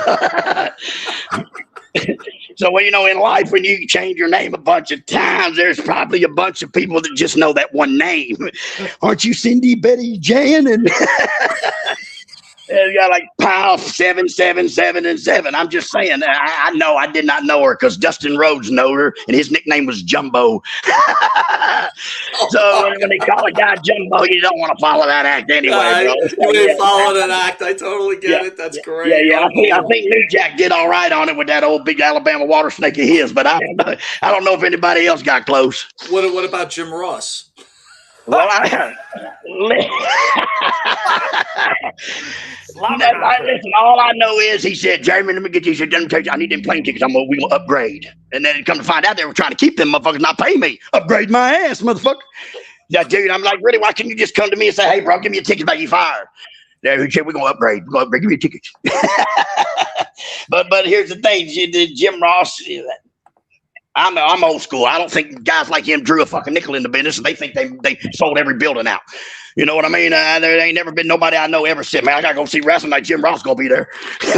I mean, for real. You know what I mean? I mean, they were around. They were in plenty good spot. Hey, there's CM Punk, my buddy. He said I was the funniest man in the wrestling business. He ain't wrong. No, we were just talking to you about before you came on the show, man. You had tons of talent. They could have done so much more with you, dude. So much more. But here's the thing. It's one of those right time, right place. I was buck wild. I was fucking off the chain, man. I know shit. It took me 12 years when I left there to get to the rehab. And that shit was freedom for the whole 15 years I was there. But I'm just saying that like I saw Bruce Pritchard interview somewhere, and then he said, heavy drugs. He said, how come you got rid of the PG-13? He said, heavy drugs. When you roll in there with an $850 cab bill, 9.5 hours late, challenging Ken Shamrock on ecstasy, blue volumes, and fucking Xanax, they kind of get mad. That Jim Ross said, he said, "Where's your rent-a-car?" I said, "Fuck if I know. I rode in this cab." And he said, "We ain't paying for that." I go, "The fuck you ain't. It says right here in my contract, you pay my transportation to and from the venue. And it's the motherfucking venue, ain't it?" And he said, "We got you a rent-a-car." I said, "I didn't find it. So here's the fuck, pay the cab driver, motherfucker." And I went and laid down, and Vince McMahon stepped over me and walked around it. Wolfie kicked me in the ribs about 15 times. "Get up, man." And then I swear, old mankind, old Jack, he picked me up. He sat me on a bench right next to him. He said, "Jamie, I love you, man." He said, "We started our career at the same time." He said, "This ain't going to affect my career at all. He said, "But man, you need to try to get in the shower or sober up or something." I said, "Jack, I appreciate it, man, but I am fucked up. I got to lay down." I laid back down in the floor and went to bed. And then that's where the famous Ken Shamrock story comes in. Bless his heart. He didn't want none of this. He knew. Yeah, he knew, poor old Ken, boy. Ken was scared of you, huh? I don't know if he was scared of me. You probably, because it was like a little serial killer Chucky fucking doll or something is what he's thinking. But the guy had been passed out on the floor for 9 hours, slobbering and shit. People and all of a sudden he just pops up and he talking to you. He said, "Ken." I said, "Ken, that what we're supposed to call you around here? Ken the Shooter Boy?" I said, "Hey, y'all know Ken the Shooter Boy right here?" Then everybody started saying, "Oh," and he's looking at me like, "Are y'all fucking serious right now, bro? For real?" And he just trying to tie his boot, man. You know, he didn't know how close to death he was. He didn't know. He didn't know. You know, we saved him. Unbelievable. How's your dad doing, and how's Jerry Lawler doing? My dad's doing great, but he don't know it. He just smiles all the fucking time. He's like, "Yeah." And listen, if I tell him he owes me money, he shits his pants and everything. I'm like, "Hey, Pop, you owe me $500. He's like, he turns to Barney fucking 5. He's like, "What? $500? I'm like, "I'm just kidding, Pop. You don't owe me no money, bro." He gets plugged. So you know that generation. And Jerry Lawler, bless his heart. I guess he's doing all right, man. I tried to call him, but I didn't get nothing out of him. That's my family. I can do that. So fuck you, Missy Hyde. What you say about that, bitch? Platypus head looking motherfucker. Jamie, you said something interesting before, not to be serious. No, interesting. I got to hear this back, man. I said something interesting. Well, you talked about timing when you were in the WWF, which became WWE. Were you just not ready at that perfect? Because it seems to me like the timing was good, but you just weren't ready. Oh no, brother. Oh no, brother. I was ready. They weren't motherfucking ready. Well, who would be ready? I'm always ready. I'm Jamie Dundee. I was born ready, baby. When Jackie Fargo played Santa Claus in my house at 4 years old, and he said, "Get the whiskey, boy. Fuck that milk and cookies. I ain't got the whiskey, baby. I've been ready." Yep. Well, Jackie Fargo, he pulled that beard down. He said, "Santa don't want no milk and cookies, boy. He wants whiskey." And he let that beard go. And I ran like hell in there. Santa wants whiskey, bro. I got the Jack Daniels down out of the cabinet and everything. I'm like, shit, Santa want whiskey. Santa go get whiskey. And then he got so drunk when he got the Lawlers, he knocked the tree over and broke Brian Christopher and shit, presents and shit, you know. And so Brian always say, "Fucking Dundee, y'all ruined my Christmas and everything." Unbelievable. Are you guys going to sing some Christmas carols and get us out Yeah. of here? Come on, let's go outside and sing Christmas Carol. I want to say, you got to see my boy Gary's porch, man. You got to see the Boogie Woogie Boy's porch. Boogie Woogie, man. Yeah, Boogie Woogie Boy, handsome son. He do diddy. What about that boy coming here from the city? Look at, can y'all see these cucumbers? I mean, they're not cucumbers. What they call sucker lollipops. Here, man, you see, can y'all see it? Is the camera? Oh, I got to turn the camera the other way. We're going to come out here and sing Christmas carols or something. Because we got to end this on a positive note because it's Thanksgiving and Christmas. It's holiday season. And it's all about family. You know, some people don't have family, Missy. But handsome Jimmy, when I was a kid, used to hang out at my house, man, and he used to tell me when I was 8 years old that he was going to shave my head and he was going to tattoo a motorcycle going down my head and shooting flames down my back. And my daddy say, "Boogie, quit telling him that shit. The fucking idiot will believe you." And so this is like my family my whole life, man. But y'all, what's a good carol to dashing through the snow in a one-horse open sleigh. Over the hills we go, snorting cocaine all the way. Bells on bobtails ring, We're fucking wrestlers, see. We're not going to show up unless you book us both. And listen, we want to hear something great. One time, me and fucking Gary, we worked for this guy in Indiana, and I got drunk with the dude's wife. And listen, when we went to the ring, I said, Gary, I'm drunk, man. Have you been paid? He said, yeah. I said, me too. I said, roll me up. We're going to the house. We're going to bring it back for one more week. The match went like 1.2 seconds. He rolled me up. 1, 2, 3. That fucking promoter come out. He goes, hell no. We ain't bringing that back next week. Hell no. I said, buddy, I said, I could beat him twice next week before he beats me once. Brother wouldn't go for the shit, man. He caught on. He caught on because we went at 1.1 seconds. But that's the good old thing about wrestling, man. And listen, I need to plug a few things. If y'all want to send me Christmas presents, y'all go on Amazon, buy me anything you want, send it to Jamie Dundee at 1050 Connie Ann Pratt Road, Seabury, Kentucky, 42455. And then, listen, if you want to like put some money on my PayPal, Dundee Jamie 17, you can just throw 5 or 10 for Christmas. I won't be mad. Won't be mad at all. And let's see, what are you gentlemen doing for Christmas? Hey, do you know last year, Gary, they sent me some fucking fabulous wine? No, how do you say it? What is it? Good fucking Great wine. fucking fabulous wine. Huh? Good fucking wine. Yeah, good fucking wine. Yeah, I'll send you some more for Christmas this I year. made it into the Freebirds and shit, the fabulous Freebirds. And now that's who y'all should ask about the Von Erichs, not fucking Fred Schwartz or whatever his name is. Schwartz? Did you know? Did you know any of the Freebirds at all, Jamie? Oh my God, Michael Hayes. When I was 17 years old, I listened to this fucking crew. Oh my God. Hey, look here, y'all see the Boogie Woogie room? Look here right now. Can y'all see? Y'all know how I got the I Love Jamie room? So everybody got one. I Love Boogie room. Look at old Handsome and Boogie here. Look at that autographed Tojo and Jerry Jarrett. Oh my God. Can you see? Wait, can I change the camera angle? Here, walk around, Gary, and show them the room. Look at here, man. It's from the good old days. Look at that book we came out. We're in. We need to plug the Kayfabe Cave. Oh, we went off. Bye. I'm gonna miss y'all.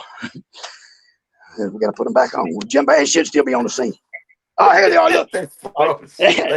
Y'all heard me talking this shit, didn't you? I'm like, fuck. Of course. Take two. Look here, man. That's the Memphis Heat. That's the Memphis Heat. That's me and you right there, Boogie. Yeah. Can y'all see that? It's too dark in here. You can't. It's too dark. So we need some more light. You're gonna have more light so we can see me. Some gasoline in the match. Listen, look at all look at Handsome and his boy. They beat the Killer Bees for them tights. Yeah, look right here. We got those are Boogie Woogie's tights right there too, baby. Yeah, old Boogie. Listen, Boogie used to tell the funniest story you ever heard in your life about him whacking off a turtle, a big, huge tortoise. He comes in the room and listen, Boogie's nailing this chick and he's got his foot and the tortoise is trying to get up and he kicks the tortoise upside down and he said, and the tortoise had happiness. He said, so I just reached over and started tossing off the turtle. And it is the fucking greatest story you've ever heard in your entire life, man. You'll laugh till tears come down your eye. But look here, there's me and Boogie and pillow buddies. Look, how come yours is bigger than mine? You see me and Boogie boy when we pillows? On the other side of mine's Wolfie, but he's always on his back, right there. Oh, yeah. Listen, do y'all as wrestling fans have like a shrine of fan stuff? Or you know what I mean? Like, do you have the shit from you as a kid? Like, these are my wrestlers, my LJNN and all that stuff. Yeah, I've got like old stuff from WrestleMania when I was in the military and glasses when I was a kid. They're sitting up here. I built Bret Hart had the glasses out, like some things like that. I go old school, Jamie. I'm an old man, so I'm not young like you. I got all the old guys. Oh, yeah, but see, here's the thing. The old guys, man, most of them make up shit that ain't even true. But that's the best part of it, right? That is right. But they forget about the internet world where you can contradict it. Listen, bro, you are not the first person to eat a fucking Snickers. Right here it says Tommy Tunson ate a Snickers first in 1937. Because that's why if you lie today in today's society and you fucking... If people get scammed for money and things like that, listen, if that happens to you, it's because you're a fucking idiot. You live in the world where you can ask this telephone. Are you trying to say Marty Jannetty a couple weeks ago said he's the one that coined Bret Hart's famous line, the best there is, the best there was, the best there ever will be. He's the one that gave it to Bret Hart. Do you believe that? Well, I mean, but here's the thing. I believe John Cena stole my gimmick. Whether anybody says he did or not, he just made it a fucking spinner. That's the only difference. But it's not stealing it when you make it a little better or do something with it. You know what I mean? It's kind of like it ain't bragging if you back the shit up. I tell motherfuckers, fuck you. I've been on WrestleMania, Jerry Springer 15 times, worst guest ever. Yeah, motherfucker, I wrestled women, fucking bears, got shot out of a cannon, been in the movie with Robert Redford and Gandolfini. I fucking been in jail 14 times. Fuck it. It's not bragging if you back it up, right? How did you end up on Jerry Springer? How does that even happen? The world's greatest fucking heel in the business, the Iron Sheik. They needed midgets. And he said, Jamie Dundee got fucking midgets. And he gave him my phone number, and my phone rang. And the first thing that woman said, Mr. Dundee, this is Sally Douchebag from the Jerry Springer Show. And I said, hold on a minute. I looked at my old lady. I said, bitch, I will fucking kill you. What the fuck you talking about? She's like, no, sir. No, your wife didn't call. Said we need a midget. And I go, oh, yeah, I got a midget. I said, I got a midget. And then they're like, listen, my midget's a crazy fucking midget. You can't just put my midget on an airplane. I got to come with him and shit. And they're like, well, no, you don't understand. We need 100 midgets. And I go, 100 fucking midgets? I don't even know if there's 100 midgets on the planet. You see like one midget every 5 years or something walking around the fucking street. I'm like, I don't think there's 100 fucking midgets. So I found 30. Me and 30 midgets roll up to the fucking Chicago, oompa-looping through the Nashville airport, baby. And it was on. It was fucking on from that moment on. They said they love me. They would call me and say, we need a fat black midget, one-legged transvestite to join the clan. I said, I know that motherfucker that. He's down there in Nashville. I get him. I swear. There's not one thing they asked me for that I didn't fucking find for them. That's why they love me. Oh, Jamie, classic. Finish us off. Oh, yeah, man, listen, I'm going to tell you, like my book, you can't make this fucking shit up, bro. You know what I mean? You can't make it up. There's no way possible anybody could ever make up that fucking story unless it really happened. So where can people get your book, Jamie? My book ain't out yet because, God damn it, I ain't done. I'm not done doing all the shit I want to do. See, I got to put this in my book. See, if my book was done, I fucking wouldn't be able to put this in it. Hey, ain't good. Right, for real, mother, I don't know if I'll ever be able to write a book unless another motherfucker just starts writing and publishing. I don't know. But I did have AI write me a book. I swear, you can go to that AI chat. Yeah, and I'm like, I said, Jamie Dundee, his life and career in book form. And I swear it's going to be fucked up. I cried. It made me cry. I read my life story and cried. I'm like, this fucking little machine rode around with me or something. How the fuck does he know all that? But it's because it literally took it probably like 5 minutes, right? Yeah. And it was writing it. It made 8 chapters. And I said, no, I got to have 13 chapters in it because I'm PG-13. Nice. And so they were like, hey, I mean, it was that little AI thing's cool as shit, but it made me cry and everything. I was like, wow. Matter of fact, Jamie, I screenshotted and kept it. And I'm like, shit, got my book made already. My book's made already, man. Shit, I'm going to get paid for nothing. Finish us off with the Michael Hayes story, Jamie. A Michael Hayes story, brother. Let me tell you something. Michael Hayes definitely was truly the rock star wrestler, bro. All of them were. The Freebirds were fucking gods too. But I'm just saying, Michael Hayes was, especially look at the time, the 80s, man. Look at that, the big hair shit. Michael, brother. Michael Hayes got some ass. Michael Hayes got laid, bro. He definitely was the true gimmick. And one time I was 19 years old, and there was a black coke dealer named Peaches that lived in Nashville, and he worked at this bar. And he would let all the boys in the bar. And I drove Michael Hayes and Buddy Roberts and Terry Gordy and the Samoans and Sweet Daddy Falcone to this bar. And the guy was like trying for me to keep them on a leash. I'm like 17 years. I'm like, you got me fucked up, bro. All I did is drive, motherfucker. I cannot tell these dudes nothing, man, because they were definitely a wild fucking bunch, man. That Texas bunch was buck wild, bro. Damn. Jamie, I want to thank you for joining us. I want to wish you a happy holiday. Wine's coming your way, my friend. You are the man. Jimmy, you want to send us out, my friend? Boys, y'all have a good day, man. And listen, support your local shitty-ass outlaw wrestling. Support it, because without that, we don't have these big mega superstars that are out there now. And I heard The Rock's daughter came out kind of in love with a wrestler. That hurt him bad, didn't it? I mean, why the fuck would you want your daughter to love a wrestler? I mean, that's just fucked up, man. I don't even know why none of these gentlemen even put their daughters around the fucking wrestling business. You know what I mean? Yeah. Some things, all the money in the world can't buy some smarts. I guess. But boys, Merry Christmas, man. Happy New Year's, and thank you, man. Merry Christmas, fellas. Thank you. You know, as they always say, you can't make this shit up, bro. You can't make this shit up, bro. All right, gentlemen. Bye, be well. There it is, folks. That's the wrestler's wrestler, Mike. Like we said before we came on the show, that guy is a walking 24/7 real deal. That is a wrestler. That is Eh? the definition of a wrestler. Real deal. I'm dizzy right now. I feel like I need Dramamine. I'm like, oh my god. Jamie Dundee, man. The energy level. I mean, how on earth does somebody have that much energy? I mean, and I'm saying that, and I have a lot. At least I've been told I have a lot. Bro, I don't know. All I got to tell you is this: it only happens on Monte the Pharaoh. Jimmy, you want to send us out, my friend? It certainly does. Mike, real quick before we go out, I know we want to get off, but any thoughts on, tonight is the end of one of your favorite all-time guys, John Cena, real quick? So, obviously, we were up against it, and we did pretty damn well against John Cena. I just got the alert that the match was epic. Again, I don't know. I didn't see it. So, if anyone, I'll go to the chat room real quick if anyone saw it. Mm-hmm. Let me see here. I had strange thoughts about what I thought would happen, so I'm curious to see what actually did. But if anyone saw it, please tell us what you thought. But it said Gunther subbed him out, right? And I know, okay, Phil saw it. So thoughts, Phil? Please tell us what you thought. Was it epic? That's what just came over my feed. Epic match. Right. Well, the end result makes sense to me because I figured Gunther would be victorious. Well, he said Gunther won by submission, but was the match itself epic? Which, by the way, people were bitching like why Gunther was the guy. Gunther should be the guy.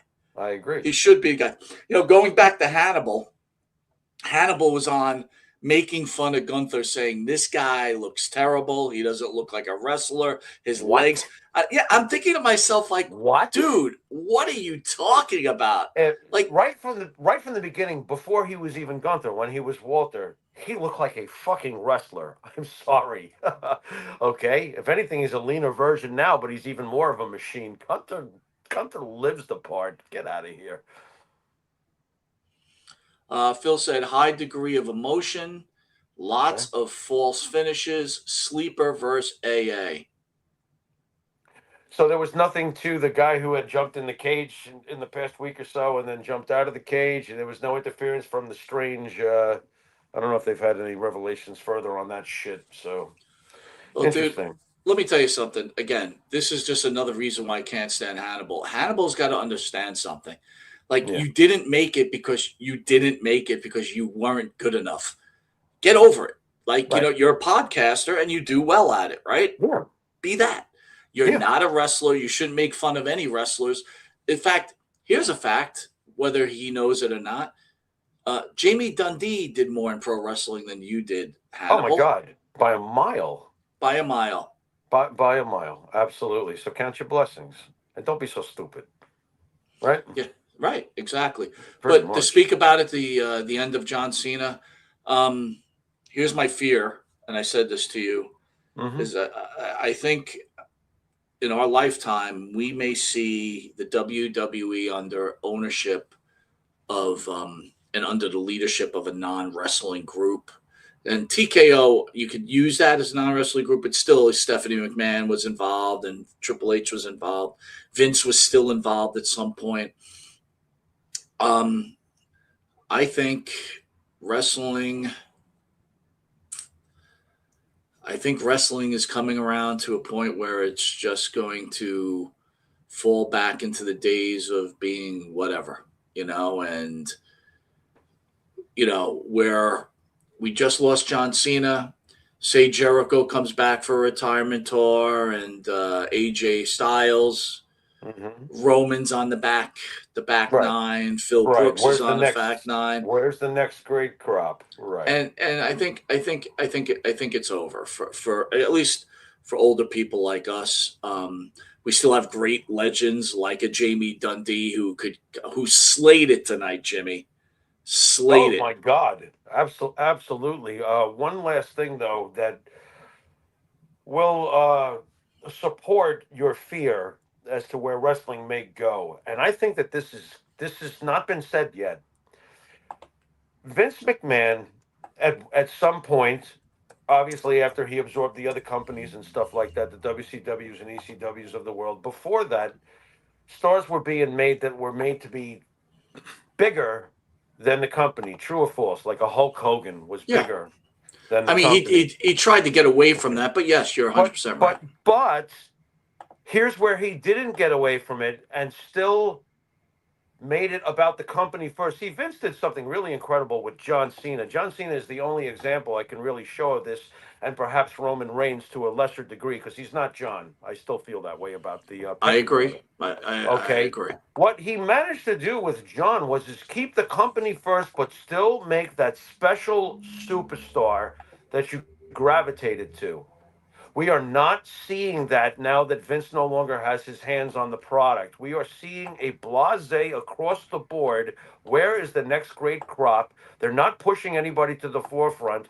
And even if they did, I don't see anybody that has the special it factors that John had or that Roman had. So we could be entering a terrible blase time period, Mike, where another company could take advantage of it, or in the end, wrestling just goes down a peg and it's back to more basics where everything is just, okay, it's wrestling.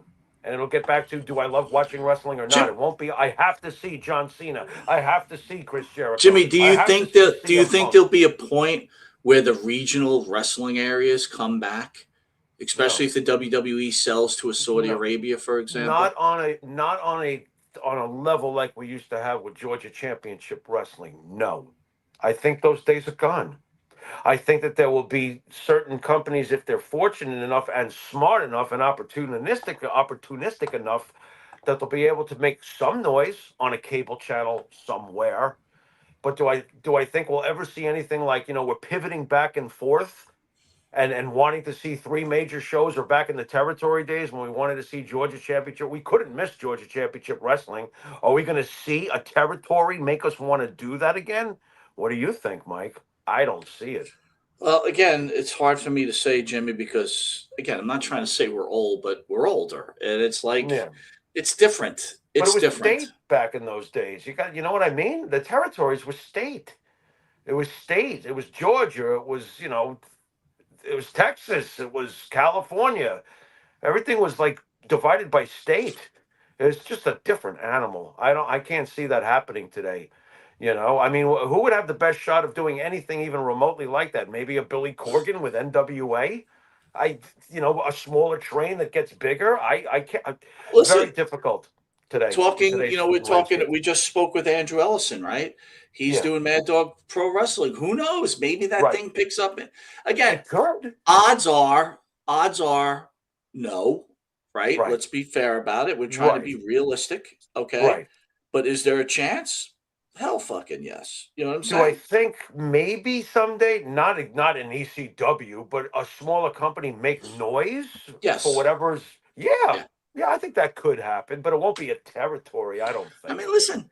You know, These streaming platforms and these cable channels, they're all looking for content. I mean, what TNA right, just signed a contract with what AMC.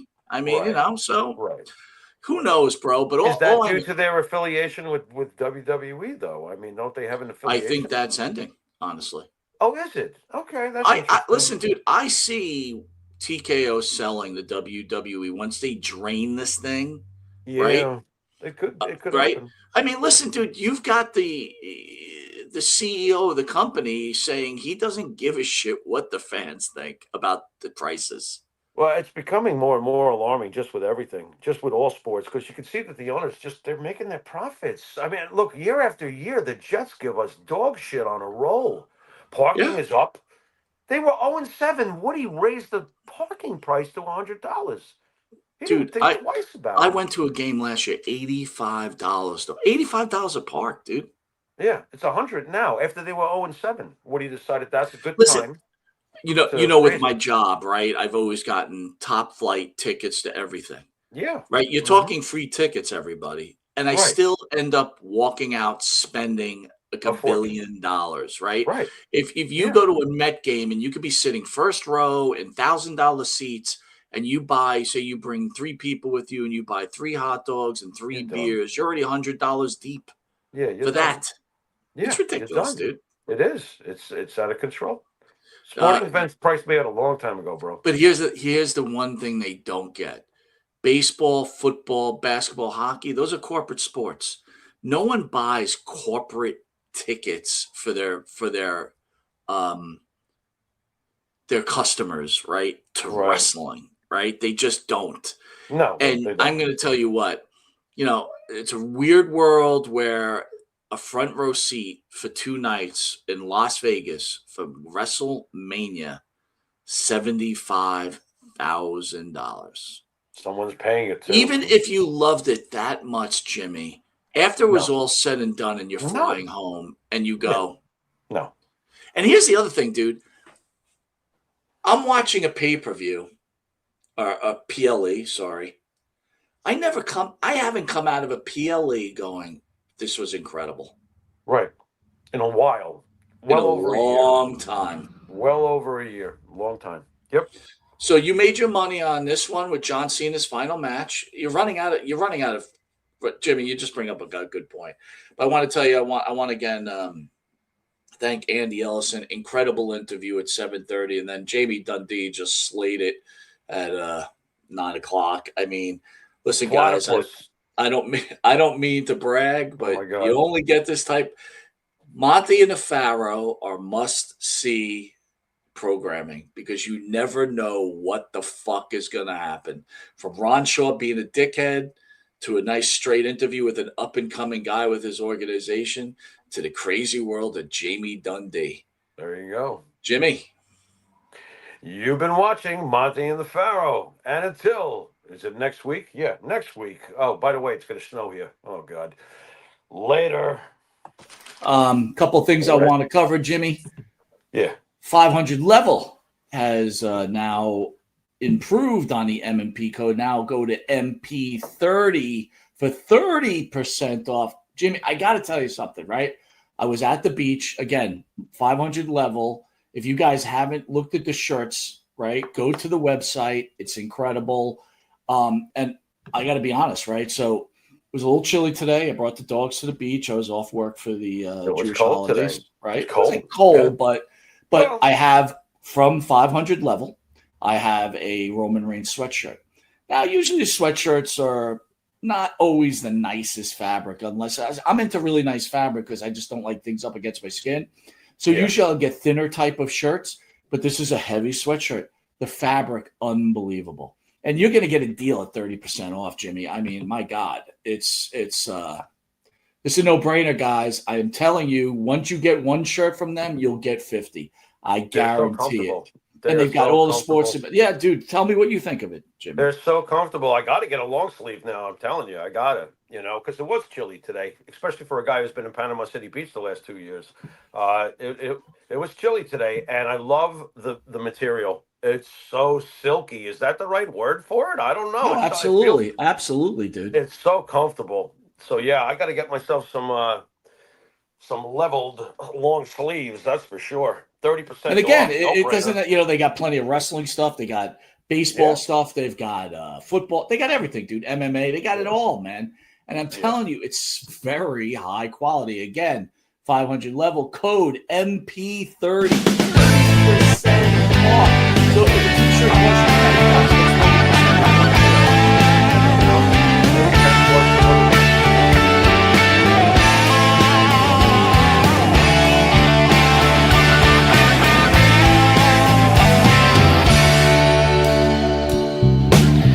Hey man, what you gonna do when it all comes back to you? Think man, what you gonna say when it all falls away? Today, nothing have I found. Take a look around above the ground. Snow love out on the streets today.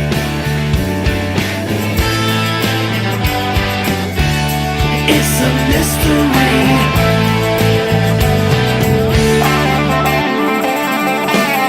Some say there's a better way. People love to talk to ease the pain. No way it's ever gonna solve a thing. Speak out, love to hear your voice. War and hate to seem to be the drugs of choice. Tell me what tomorrow brings.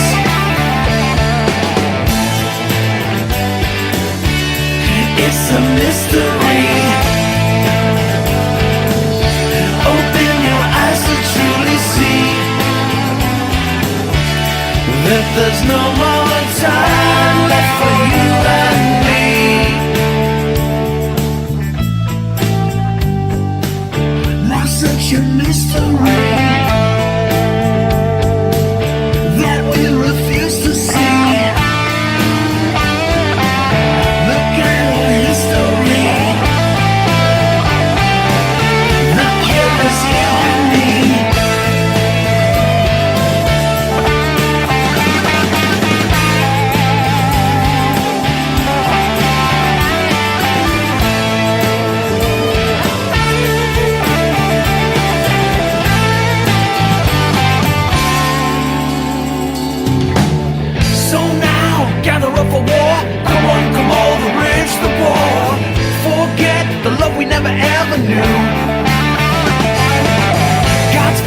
Here's a time to lead.